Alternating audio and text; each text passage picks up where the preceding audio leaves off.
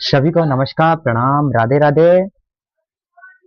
Skill gravity classes में आप सभी का हार्दिक हार्दिक स्वागत एवं अभिनंदन है। कैसे हैं आप सभी? आशा करते हैं सभी बढ़िया होंगे, मस्त होंगे, जबरदस्त होंगे। चलिए आइए, आज हम सभी आप सभी के लिए लाए हैं यूपी पुलिस से संबंधित 30 महत्वपूर्ण प्रश्न हिंदी व्याकरण के। ठीक है, हिंदी व्याकरण से यूपी पुलिस से संबंधित 30 महत्वपूर्ण प्रश्न। यह आपके मतलब यूपी पुलिस से ही नहीं, हिंदी के और भी परीक्षाएं जिसमें आपके पूछे जा सकते हैं, व्याकरण से संबंधित जितने भी परीक्षाएं होती हैं वो सभी के लिए उपयोगी हैं। ये मान के मत चलिएगा कि सिर्फ ये यूपी पुलिस से ही संबंधित है। ठीक है, और अगर आपको सेशन अच्छा लगे तो प्लीज लाइक और सब्सक्राइब जरूर कीजिएगा। चलिए बिना विलंब किए हम सभी चलते हैं अपने प्रश्नों की ओर। पहला प्रश्न आपके सामने प्रस्तुत है। चलिए देखिए, पहला प्रश्न क्या है? स्वर और व्यंजन के बीच की कड़ी किसको माना जाता है? बताइए। विकल्प आपके सामने प्रस्तुत है। पहला है अंतस्थ व्यंजन है, दूसरा है अयोगवा है, तीसरा है संयुक्त व्यंजन है और चौथा है उष्म व्यंजन है। चलिए चयन कीजिए, इसका सही जवाब क्या हो जाएगा? तो इसका सही जवाब हो जाएगा विकल्प दूसरा, अर्थात क्या हो जाएगा? अयोगवा। ठीक है, अयोगवा कौन कौन से होते हैं? एक अन्न होता है और दूसरा क्या होता है? अहा होता है। ये दोनों क्या होते हैं? अयोगवा होते हैं। और ध्यान दीजिएगा, जब पूर्णतः ना स्वर होते हैं और ना ही व्यंजन होते हैं। ठीक, एक अनुस्वार होता है, ये क्या है? एक अनुस्वार होता है और एक विसर्ग होता है। ठीक, ध्यान दीजिएगा, स्वर और व्यंजन के बीच की कड़ी किसे माना जाता है? अयोगवाह को माना जाता है। ठीक है, क्यों माना जाता है? क्योंकि ये ना पूर्णतः स्वर होते हैं और ना ही व्यंजन होते हैं। ठीक, चलिए चलते हैं हम अपने अगले प्रश्न की ओर। अब बताइए, उच्चारण शब्द का सही संधि विच्छेद क्या होगा? उच्चारण शब्द का बताना है, सही संधि विच्छेद क्या होगा? देखिए, पहला विकल्प आपके सामने प्रस्तुत है, उच्च धन चारण है। दूसरा है उत्तर धन चारण है। तीसरा है उद्ध धन चारण है और चौथा है उच्चा धन ऋण है। चलिए बताइए, दूसरा प्रश्न का सही जवाब क्या हो जाएगा? विकल्प दूसरा, अर्थात उत्तर धन चारण। ठीक है, यह क्या है? यह एक प्रकार का व्यंजन संधि है। ध्यान दीजिएगा, यह कौन सी संधि है? व्यंजन संधि है। व्यंजन संधि का नियम है, यदि ता और दा के बाद, ध्यान दीजिएगा, यदि ता और दा के बाद चा या छा है तो ता किसे माफ कीजिएगा, यदि ता या दा के बाद क्या आएगा? चा या छा आएगा तो ता का परिवर्तन किसमें हो जाता है? चा में हो जाता है। किसमें हो जाता है ता का परिवर्तन? ता किसमें बदलता है? चा में बदल जाता है। ठीक है, यह व्यंजन संधि का नियम है। ठीक है, तो इसका सही जवाब क्या हो जाएगा? उत्तधन चारण, बिल्कुल सही हो जाएगा। चलिए बिना विलंब किए हम सभी चलते अपने अगले प्रश्न की ओर। फिर देखिए, अगला प्रश्न आपके सामने प्रस्तुत है। जिस समास में प्रथम पद क्या होता है? प्रधान और अव्यय होता है, उसे क्या कहते हैं? प्रथम पद क्या होता है? प्रधान भी होता है और अव्यय होता है, तो उसे क्या कहते हैं? उसे हम कहते हैं अव्ययी भाव समास। पहला विकल्प बिल्कुल सही हो जाएगा। अव्ययी भाव समास में क्या होता है?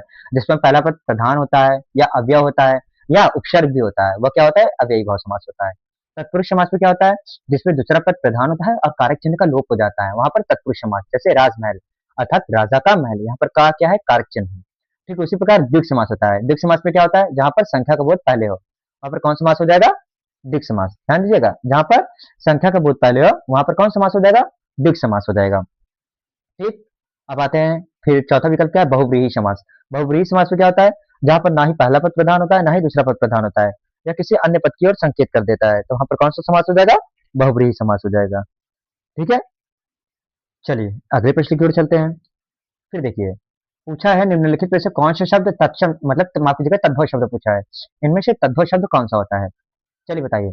अग्नि है, मयूर है, कुआं है या सूर्य है? तद्भव शब्द पूछा है। तत्सम शब्द क्या आता है? वह शब्द जो संस्कृत के शब्दों को हूबहू हिंदी में अपना लिए जाते हैं, वह तत्सम शब्द है। यहाँ पर सही जवाब क्या हो जाएगा? विकल्प सी, अर्थात कुआं। कुआं यहाँ पर क्या है? तद्भव है। ध्यान दीजिएगा, कुआं यहाँ पर क्या है? कैसे शब्द है? तद्भव शब्द है। ठीक है, बाकी अग्नि, मयूर और सूर्य ये सभी कैसे शब्द है? तत्सम शब्द है। ठीक, कुआं शब्द क्या है? तद्भव है। इसका तत्सम क्या हो जाएगा? कूप हो जाएगा। कुआं का क्या हो जाता है? कूप हो जाता है। क्या? तत्सम। ठीक, चलिए अगले प्रश्न की ओर बढ़ते हैं। अब देखिए अगला प्रश्न क्या पूछा है? सद्भावना शब्द का उपसर्ग बताना है। सद्भावना शब्द में कौन सा उपसर्ग लगा है? बताइए। सद है, शत है और क्या है? शब्दा है या श है? चलिए बताइए, सद्भावना शब्द में उपसर्ग क्या होगा? तो इसका सही जवाब क्या हो जाएगा? विकल्प बी, अर्थात सत शब्द क्या है? उपसर्ग है। ध्यान दीजिएगा, यहाँ पर ता का क्या होता है? दा में परिवर्तन हो जाता है। यह भी कौन सी संधि है? व्यंजन संधि है। ठीक, लेकिन मूल शब्द इसका ध्यान दीजिएगा, मूल उपसर्ग क्या होगा? शति होगा। ठीक है, मूल उपसर्ग क्या है? सत है। उपसर्ग क्या होगा? विकल्प दूसरा बिल्कुल सही हो जाएगा। चलिए अगले प्रश्न की ओर बढ़ते हैं हम सभी। फिर देखिए, फिर क्या बताना है, निम्नलिखित में से सोना शब्द का पर्यायवाची कौन सा नहीं है बताना है। सोना शब्द का पर्यायवाची नहीं है पूछा है। देखिए, कनक है, फाटक है, हिरण्य है या उरग है। तो कौन सा नहीं है? विकल्प चौथा, अर्थात उरग क्या है, सोना शब्द का पर्यायवाची नहीं है। तो उरग किसका पर्यायवाची है? सांप का पर्यायवाची है, ध्यान दीजिएगा। उरग किसका पर्यायवाची है? सांप का पर्यायवाची है। ठीक है, बाकी कनक, हाटक और हिरण्य ये सभी किसके पर्यायवाची हैं? सोना के पर्यायवाची हैं। ठीक है, उरग किसका पर्यायवाची है? सांप का है। तो कौन नहीं है? उरग नहीं है। चलिए अगले प्रश्न की ओर बढ़ते हैं। फिर जंगम शब्द का सही विलोम शब्द बताना है। जंगम शब्द का सही विलोम शब्द बताइए, क्या होगा जंगम शब्द का सही विलोम? पहला है अस्थावर, दूसरा है चंचल, तीसरा है चेतन, चौथा है स्थूल। चयन कीजिए। जंगम, जंगम का अर्थ क्या होता है? जो चल सकता हो या जो चलायमान हो। ठीक है, इसका विलोम बताना है। क्या हो जाएगा? विकल्प पहला, अर्थात अस्थावर, अर्थात जो फिक्स हो या स्थिर हो। उसके लिए कौन सा शब्द है? अस्थावर शब्द है। तो विकल्प पहला बिल्कुल सही हो जाएगा। चलिए अगले प्रश्न की ओर चलते हैं। फिर देखिए क्या पूछा है, अन्वेषण शब्द का सही संधि विच्छेद पूछा है। बताइए, अन्वेषण शब्द का सही संधि विच्छेद क्या होगा? अन्वेधर सड़ है, दूसरा है अनुधर एषण है, तीसरा है अनुधर एषण है और चौथा है अंधन वेषण है। तो इसका सही जवाब क्या हो जाएगा बताइए? विकल्प बी, अनुधन ईषण बिल्कुल सही जवाब हो जाएगा। ठीक है, अनुधन ईषण विकल्प दूसरा बिल्कुल सही हो जाएगा। ठीक है, ध्यान दीजिएगा। देखो अगर संधि पूछे तो ये कौन सी संधि हो जाएगी? जड़ संधि हो जाएगी। ठीक है, संधि का अगर नाम पूछे कौन सी संधि हो जाएगी? यह जड़ संधि हो जाएगी। ठीक, कोई दिक्कत? इसमें क्या कहता है कि यदि उ और उ या उ के बाद, छोटा उ या बड़े उ के बाद कोई भी अन्य स्वर या आसमान स्वर आते हैं तो वहां पर उ का किसमें परिवर्तन हो जा मतलब किसमें परिवर्तन हो जाता है? वा में परिवर्तन हो जाता है। उ या उ किसमें बदल जाता है? वा में बदल जाता है। ठीक है, ये कौन सी संधि है? जड़ संधि है। ठीक, ध्यान दीजिएगा। चलिए अगले प्रश्न की ओर बढ़ते हैं। फिर देखिए, अनिल और अनल शब्द का सही अर्थ क्या होगा? सही अर्थभेद क्या होगा अनिल और अनल शब्द का? चलिए चयन कीजिए। पहला विकल्प है आग और हवा, दूसरा है हवा और आग, तीसरा है पानी और आग, चौथा है हवा और पानी। तो इसका सही जवाब क्या हो जाएगा? विकल्प बी, अनिल अर्थात क्या होता है? हवा होता है और अनल अर्थात क्या होता है? आग होता है। तो इसका सही जवाब क्या हो जाएगा? विकल्प दूसरा बिल्कुल सही है। चलिए अगले प्रश्न की ओर बढ़ते हैं। फिर देखिए क्या पूछा है, दूध का दूध और पानी का पानी, यह क्या है? लोकोक्ति है। इसका सही अर्थ क्या होगा? दूध का दूध और पानी का पानी। चलिए विकल्प देखिए, पहला विकल्प क्या है? दूध में पानी मिलाना, दूसरा क्या है? सही न्याय करना, तीसरा क्या है? कपटपूर्ण व्यवहार करना और चौथा क्या है? तटस्थ रहना। तो इसका सही जवाब क्या हो जाएगा बताइए? दूध का दूध और पानी का पानी, विकल्प हो जाएगा दूसरा, अर्थात सही न्याय करना। दूध का दूध और पानी का पानी। ठीक है, विकल्प दूसरा बिल्कुल सही हो जाएगा। चलिए अगले प्रश्न की ओर बढ़ते हैं। फिर देखिए अब क्या पूछा है, उपमा अलंकार में उपमान का अर्थ बताना है कि उपमा अलंकार में उपमान का अर्थ क्या होता है? जिसकी तुलना की जाए, जिससे तुलना की जाए या समान धर्म या वाचक शब्द। तो जिसकी तुलना की जाए यह क्या हो जाएगा? उपमा हो जाएगा। ठीक है, पूछा क्या है? उपमान बताना है, तो इसका सही जवाब क्या हो जाएगा? विकल्प दूसरा, अर्थात जिससे तुलना की जाए, वो क्या हो जाएगा? उपमान हो जाएगा। ठीक है, चलिए अगले प्रश्न की ओर बढ़ते हैं। फिर देखिए, रौद्र रस का स्थायी भाव पूछा है। रौद्र रस का स्थायी भाव क्या हो जाएगा बताइए? रौद्र का तो सही जवाब क्या हो जाएगा? विकल्प बताइए, आपके सामने प्रस्तुत है। पहला है क्रोध, दूसरा है शोक, तीसरा है भय और चौथा है विस्मय। तो इसका सटीक जवाब क्या देगा? विकल्प पहला, अर्थात क्रोध। तो रौद्र रस का स्थायी भाव क्या हो जाएगा? क्रोध हो जाएगा। शोक का स्थायी भाव मतलब शोक का रस किसका हो जाएगा? करुण रस का स्थायी भाव किसका है? शोक का है। किसका है? करुण रस का स्थायी भाव क्या है? शोक है। विस्मय कब होता है? और भय, भय का किसका हो जाएगा? भयानक हो जाएगा। ध्यान दीजिएगा, भय का क्या हो जाएगा? भयानक हो जाएगा। और विस्मय किसका होता है? अद्भुत, अद्भुत या आश्चर्य। तब क्या होता है? विस्मित होता है। ठीक है, चलिए अगले प्रश्न की ओर बढ़ते हैं। फिर देखिए, भरत मुनि के अनुसार रसों की कुल संख्या कितनी मानी है? किसके अनुसार? भरत मुनि के अनुसार बताना है रसों की कुल संख्या कितनी मानी गई है। 9, 8, 11 या 10। तो भरत मुनि ने रसों की कितनी संख्या मानी है? 8 मानी है। ध्यान दीजिएगा, विकल्प दूसरा बिल्कुल सही हो जाएगा। फिर ये भी पूछ सकता है कि उन्होंने कौन से रस को नहीं माना है, तो आपका जवाब हो जाना चाहिए शांत रस को। भरत मुनि ने शांत रस को नहीं माना था। ठीक है, कोई दिक्कत? चलिए अगले प्रश्न की ओर बढ़ते हैं। लड़की रोटी खाती है, इस वाक्य में रोटी का पद परिचय क्या होगा? बताइए। कर्म कारक एक वचन स्त्रीलिंग, कर्ता कारक एक वचन, और फिर क्या है विकल्प सी, करण कारक बहुवचन, और चौथा क्या है, संप्रदान कारक एक वचन। चलिए चयन कीजिए, क्या होगा? लड़की रोटी खाती है, वाक्य में रोटी का पद चयन करना है, तो इसका सही जवाब क्या हो जाएगा? विकल्प पहला बिल्कुल सही हो जाएगा। अर्थात ये क्या है? कर्म कारक है, एक वचन है और स्त्रीलिंग है। यहाँ पर रोटी शब्द क्या हो जाएगा? स्त्रीलिंग होगा, ध्यान दीजिएगा। ठीक है, रोटी शब्द क्या है? स्त्रीलिंग है, और साथ ही साथ क्या है? एक वचन में प्रयुक्त भी हुआ है, तो इसका सही जवाब क्या हो जाएगा? विकल्प पहला बिल्कुल सही है। यहाँ पर कर्म किया जा रहा है। ठीक है, खाना क्या है? रोटी। लड़की कर्म कर रही है, रोटी खाना। ठीक, आइए आगे बढ़ते हैं। अब बताइए, यह काम मैं आप ही कर लूंगा, इस वाक्य में आप किस प्रकार का सर्वनाम है? आप बताएं। निश्चयवाचक सर्वनाम है, निजवाचक सर्वनाम है, संबंधवाचक सर्वनाम है, या पुरुषवाचक सर्वनाम है? चलिए जवाब दीजिए 15वां का। यह काम आप ही कर लूंगा, तो इसका सही जवाब क्या हो जाएगा? विकल्प बी, अर्थात निजवाचक सर्वनाम हो जाएगा। ठीक है, यदि किसी काम को निश्चित के लिए किया जाता है तब यह निश्चयवाचक सर्वनाम हो जाता। अगर संबंध दिखाई देता है तो वहां पर संबंधवाचक सर्वनाम हो जाता। तो इसका सही जवाब क्या हो जाएगा? विकल्प मतलब माफ कीजिएगा दूसरा, निजवाचक सर्वनाम। अगले प्रश्न की ओर बढ़ते हैं। अब बताइए, विद्वान शब्द का स्त्रीलिंग क्या होगा? किसका बताना है? विद्वान शब्द का स्त्रीलिंग बताना है। विदुषी, ज्ञानी, और क्या है? विद्वानी या महिला विद्वान। चलिए चयन कीजिए, इसका सही जवाब क्या हो जाएगा? चलो हम प्रश्न का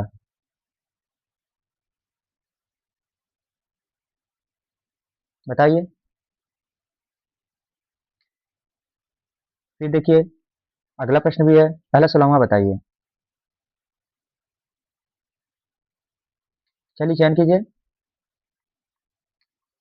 विकल्प है विदुषी, ज्ञानी, विद्वानी या महिला विद्वान। स्त्रीलिंग बताना है। ठीक, अगला प्रश्न देखिए, सर्वनाम के कितने भेद होते हैं? बताइए। 5 भेद, 6 भेद, 7 भेद या 8 भेद? तो सर्वनाम के कितने भेद होते हैं? बताइए।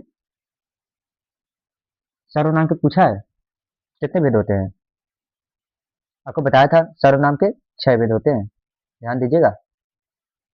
ठीक है, सर्वनाम के कितने भेद होते हैं? 6 भेद होते हैं। कोई दिक्कत? चलिए अगले प्रश्न की ओर बढ़ते हैं हम सभी। चलिए, चा वर्ग का उच्चारण स्थान बताना है। चा वर्ग का उच्चारण स्थान क्या है? कंठ है, तालु है, दंत है या ओष्ठ है? चलिए चयन कीजिए, चा वर्ग का उच्चारण स्थान बताना है सभी को। शीघ्र अतिशीघ्र चयन कीजिए, बताइए। चा वर्ग का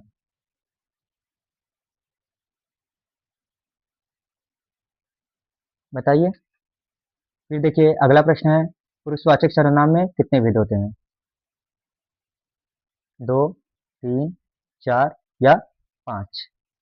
चयन कीजिए, पुरुषवाचक सर्वनाम में कितने भेद होते हैं? इसका सही जवाब क्या हो जाएगा? विकल्प तीसरा, अर्थात 3 भेद होते हैं। कौन कौन से? बताइए। उत्तम पुरुष, मध्यम पुरुष और अन्य पुरुष। ध्यान दीजिएगा। ठीक, दो मैंने जवाब नहीं दिए, वो दोनों आप लोग के लिए प्रश्न था, क्योंकि ये मैं करवा चुका हूँ। ठीक, उसका जवाब आप लोग कमेंट में दीजिएगा। इसके पिछले प्रश्न मैंने 2 बताए हैं, उसे छोड़ा हूँ जानबूझकर, ये मत सोचिएगा। वो आपके लिए कमेंट में जवाब देना है कि उसका सही जवाब क्या हो जाएगा। ठीक है, यहाँ पर मैंने अगला प्रश्न पूछा, क्या पुरुषवाचक सर्वनाम के कितने भेद होते हैं? बताइए। 2, 3, 4 या 5? तो मैंने बताया कितने भेद होते हैं? 3 भेद होते हैं। कौन कौन से? ये भी मैंने बताया। कौन कौन से भेद होते हैं? उत्तम पुरुष, मध्यम पुरुष और अन्य पुरुष। ये कौन से नंबर का प्रश्न था आपका? 19वां नंबर का। ठीक है, कोई दिक्कत?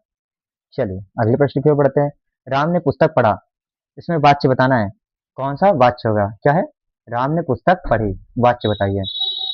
पहला देखिए, कर्तृवाच्य है, दूसरा है कर्मवाच्य है, तीसरा है भाववाच्य है और चौथा है क्रियावाच्य है। चलिए चयन कीजिए, किसने पुस्तक पढ़ा है? राम ने पुस्तक पढ़ा है। तो इसका सही जवाब क्या हो जाएगा? विकल्प पहला, अर्थात कर्तृवाच्य हो जाएगा। ठीक, ध्यान दीजिएगा। इसके पहले मैंने दो दो प्रश्न का जवाब नहीं दिया है, उसे आपने आपको कमेंट में जवाब देना है। ठीक है, वो दोनों प्रश्न कौन कौन से हैं आइए देख लेते हैं। एक, च वर्ग का उच्चारण स्थान बताना है आप सभी को। क्या होगा? कंठ होगा, तालु होगा, दंत होगा या ओष्ठ होगा। ठीक है, और अगला प्रश्न का मैंने क्या बताया था कि ये शब्द विद्वान शब्द का स्त्रीलिंग क्या होगा। ध्यान दीजिएगा, 16वां और 18वां प्रश्न का आप सभी को जवाब देना है, किसमें? कमेंट में देना है। ठीक है, अब ऐसे ही हर बार मैं एक या दो प्रश्न आपके लिए छोड़ दूंगा जिससे आप कमेंट में जवाब दें। चलिए अगले प्रश्न की ओर बढ़ते हैं हम सभी। इसका बता ही चुके थे, ये भी बता चुके थे, राम ने पुस्तक पढ़ी, इस वाक्य में कौन सा वाच्य हो जाएगा? कर्तृवाच्य हो जाएगा। चलिए बताइए, निम्नलिखित में से सूर्योदय का संधि विच्छेद बताना है। बताइए कौन सी संधि हो जाएगी? दीर्घ संधि हो जाएगी, गुण संधि हो जाएगी, वृद्धि संधि हो जाएगी या जड़ संधि हो जाएगी। चलिए, सूर्य प्लस उदय का संधि विच्छेद बताना है, तो इसका सही जवाब क्या हो जाएगा? विकल्प बी, अर्थात गुण संधि हो जाएगा। ध्यान दीजिएगा, कौन सी संधि हो जाएगी? गुण संधि हो जाएगी। ठीक, चलिए अगले प्रश्न की ओर बढ़ते हैं।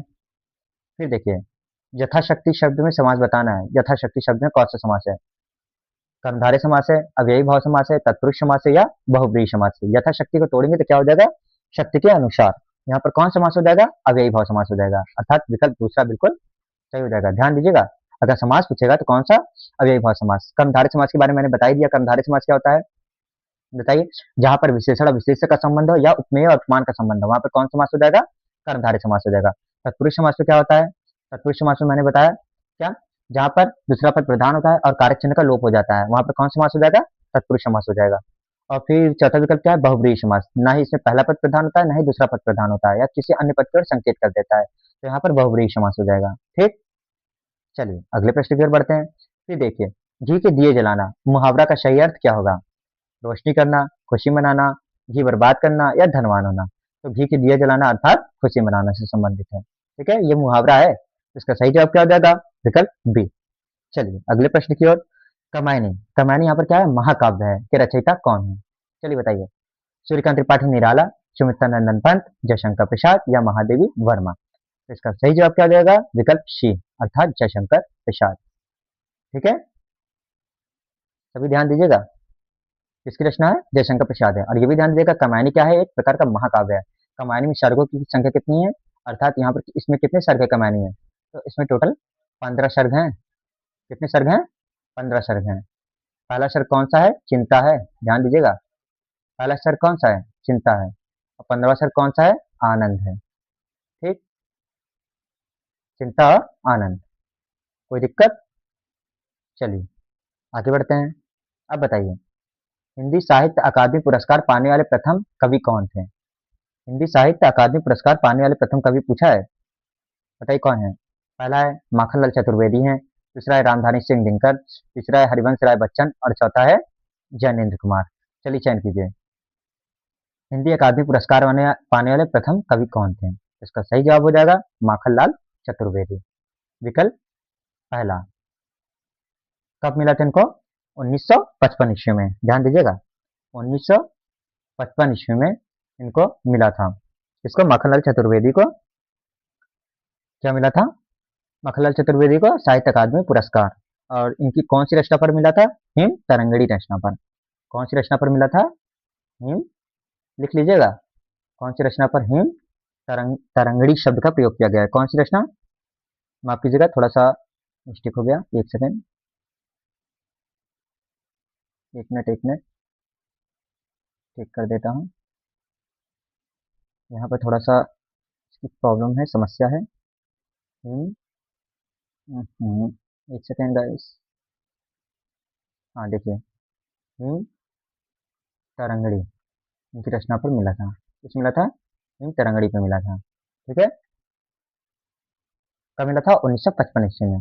इसको मिला था माखनलाल चतुर्वेदी को मिला था। चलिए अगले प्रश्न पर। फिर देखिए, उत्पत्ति के आधार पर पूछा है, शब्द के कितने मुख्य भेद होते हैं? किसके आधार पर पूछा है? उत्पत्ति के आधार पर। बताइए, 2, 3, 4 या 5। चलिए चयन कीजिए, उत्पत्ति के आधार पर शब्द के कितने भेद होते हैं? चलिए जवाब दीजिए, इसका सही जवाब क्या हो जाएगा? विकल्प 4। कौन कौन से होते हैं आपको बताए थे। तत्सम शब्द होते हैं, तत्सम होते हैं, और क्या होते हैं, तद्भव होते हैं।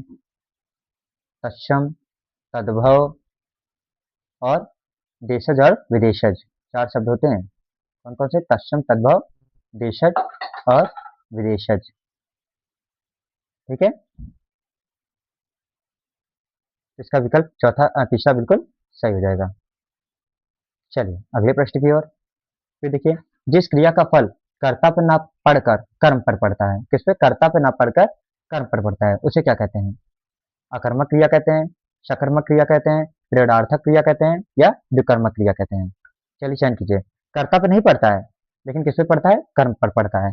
चलिए बताइए कौन सी क्रिया हो जाएगी ये, सकर्मक हो जाएगी, विकर्मक हो जाएगी, क्रियार्थक क्रिया हो जाएगी, या कर्मक क्रिया हो जाएगी। तो इसका सही जवाब क्या हो जाएगा, विकल्प बी, अर्थात सकर्मक क्रिया। ठीक है, बिल्कुल सही जवाब हो जाएगा। आइए आगे बढ़ते हैं अगले प्रश्न की ओर। फिर देखिए, वृक्ष से पत्ता गिरते हैं, इस वाक्य में से कारक का बताना है। से कौन से कारक का चिन्ह है, करण कारक, अपादान कारक, संबंध कारक, या अधिकृत कारक। इसका सही जवाब क्या हो जाएगा, अपादान कारक, विकल्प दूसरा बिल्कुल सही हो जाएगा। चलिए अगले प्रश्न की ओर बढ़ते हैं हम सभी। फिर बताइए, निम्नलिखित में से कौन सा स्त्रीलिंग शब्द का चयन करना है, बताइए। पानी, दही, छाछ या घी, बताइए। इसका सही जवाब आपके सामने प्रस्तुत है, विकल्प सी, अर्थात छाछ। ठीक है, ध्यान दीजिएगा। यहाँ पर पानी, दही और घी क्या है, पुल्लिंग शब्द है, पूछा किसका है, स्त्रीलिंग, तो क्या हो जाएगा, छाछ हो जाएगा। छाछ एक स्त्रीलिंग शब्द है। चलिए इस सेशन का हम चलते हैं अपने अंतिम प्रश्न की ओर। अंतिम प्रश्न आपके सामने प्रस्तुत है, हिंदी भाषा की लिपि क्या है, बताइए। गुरुमुखी है, देवनागरी है, रोमन है, या फारसी है। तो इसका सही जवाब क्या हो जाएगा, विकल्प बी, अर्थात देवनागरी लिपि हो जाएगा। ध्यान दीजिएगा, क्या हो जाएगा, देवनागरी लिपि। ये रहे हमारे यूपी पुलिस और अन्य एग्जाम से संबंधित 30 महत्वपूर्ण प्रश्न। आशा करते हैं सभी को अच्छे से समझ में आया होगा। और ध्यान दीजिएगा, मैंने आप सभी को 2 प्रश्न गृह कार्य के रूप में दिए हैं, जिसे आप सभी कमेंट में अवश्य बताइएगा। वो दोनों प्रश्न कौन कौन से थे, मैं फिर से आपको याद दिला देता हूँ। आपका एक प्रश्न था, ये देखिए, चवड़ का उच्चारण स्थान बताना है, अर्थात प्रश्न नंबर 18वां। और दूसरा प्रश्न है प्रश्न नंबर 16वां, कि विद्वान का स्त्रीलिंग क्या होगा। ठीक है, ध्यान दीजिएगा। ये आपके लिए क्या है, गृह कार्य अर्थात होमवर्क है। एक प्रश्न नंबर 16 और एक है प्रश्न नंबर 18। ठीक है, सभी ध्यान दीजिएगा। ठीक है, कैसा लगा आज का सेशन, आशा करते हैं सभी को बढ़िया समझ में आया होगा। थैंक्स फॉर वॉचिंग, देखने के लिए बहुत बहुत धन्यवाद। अगर आपको चैनल अच्छा लगे प्लीज लाइक कीजिए और सब्सक्राइब कीजिए, बेल आइकन को बजाना बिल्कुल ना भूलिए, और जितना जल्दी ज़्यादा से ज़्यादा हो सके शेयर अवश्य कीजिए। चलिए ठीक है, मिलते हैं आप नए प्रश्नों के साथ अगले सेशन में। आज के लिए बहुत बहुत धन्यवाद। जय हिंद, राधे राधे।